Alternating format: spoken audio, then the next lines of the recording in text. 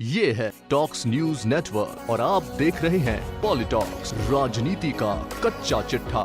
लोकसभा चुनाव के दौरान मोदी है तो मुमकिन है नारा सबसे ज्यादा चर्चा में रहा। नरेंद्र मोदी ने इस नारे का सबसे पहले जिक्र लोकसभा चुनाव की तारीखों के ऐलान से पहले राजस्थान में अपनी पहली चुनावी रैली में किया था। ये रैली 23 फरवरी को उप मुख्यमंत्री और राजस्थान में कांग्रेस के मुखिया सचिन पायलट के निर्वाचन क्षेत्र टोंक में हुई थी। रैली के दौरान मोदी ने अलग अलग योजनाओं के नाम और उनके तहत हुए काम गिनाते हुए 8 बार मोदी है तो मुमकिन है नारे का जिक्र किया। चुनाव प्रचार परवान चढ़ने पर मोदी है तो मुमकिन है नारा जबरदस्त लोकप्रिय हुआ। राजस्थान से निकले इस नारे की गूंज अमेरिका तक सुनाई दे रही है, वो भी चुनाव खत्म होने के बाद। जी हाँ, अमेरिका के विदेश मंत्री माइक पोम्पियो ने बीजेपी के चुनावी नारे का जिक्र करते हुए प्रधानमंत्री के लिए कहा कि मोदी है तो मुमकिन है। I'm very much looking forward to my trip next week and meeting with Prime Minister Modi and my new counterpart, face to face.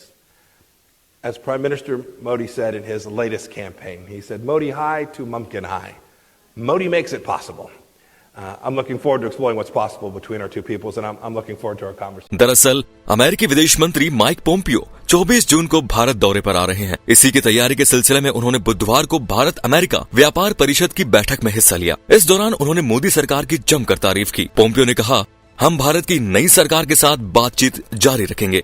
Modi ने अपने चुनाव अभियान में कहा था, मोदी है तो मुमकिन है। अब देखना है कि वो दुनिया के साथ रिश्तों और भारत की जनता से किए वादों को कैसे संभव बनाते हैं। अमेरिकी विदेश मंत्री ने आगे कहा, उम्मीद है कि वे अमेरिका के साथ रिश्तों को और मजबूत करेंगे।